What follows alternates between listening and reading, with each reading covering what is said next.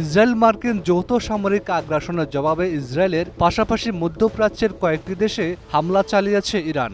ইরানের রাষ্ট্রীয় সংবাদ সংস্থা জানিয়েছে, উপসাগরীয় অঞ্চলে কয়েকটি লক্ষ্যবস্তুতে হামলা চালানো হয়েছে। আজ ইরানে ইসরায়েলি হামলা হওয়ার সাথে সাথেই তারা জবাব দিতে শুরু করে।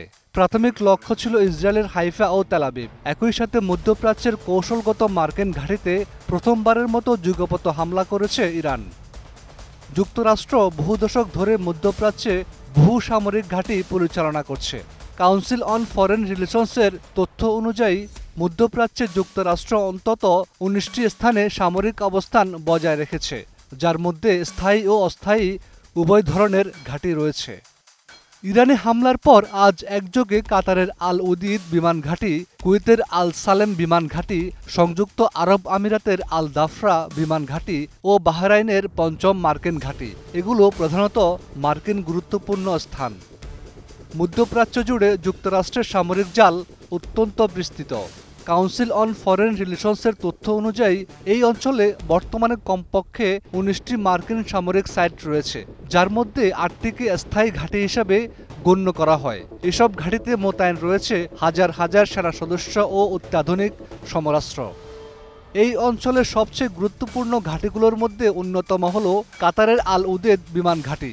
দোহার উপকণ্ঠে মরুভূমিতে অবস্থিত এই ঘাঁটিটি মধ্যপ্রাচ্যের বৃহত্তম বিমান ঘাঁটি, যেখানে প্রায় ১০,০০০ সৈন্য অবস্থান করছে।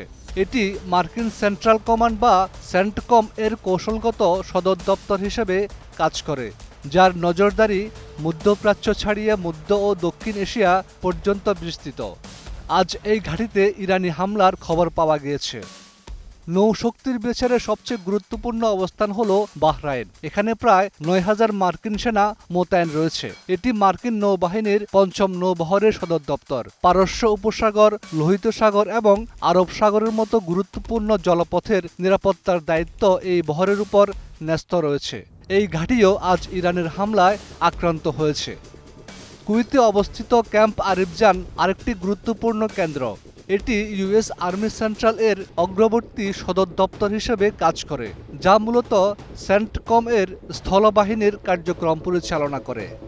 এছাড়া জর্দান, ইরাক, সৌদি আরব, সংযুক্ত আরব আমিরাত, ওমান, সিরিয়া, মিশর এবং ইসরায়েলে যুক্তরাষ্ট্রের সামরিক উপস্থিতি রয়েছে। এমনকি প্রতিবেশী তুরস্ক এবং জিবুতিতে থাকা বড় মার্কিন ঘাঁটিগুলোও মধ্যপ্রাচ্যে ওয়াশিংটনের সামরিক তৎপরতায় বড় ভূমিকা পালন করে। ইরান আগেই সতর্ক করেছিল যে যদি তাদের উপর আক্রমণ করা হয়, তাহলে তারা সমগ্র মধ্যপ্রাচ্য জুড়ে মার্কিন সামরিক স্থাপনাগুলোকে লক্ষ্য করে প্রতিশোধ নেবে। আজ বাস্তবে ইরানের সেই হুমকির বাস্তবায়ন দেখা গেল। ডেস্ক রিপোর্ট, একুশে টেলিভিশন।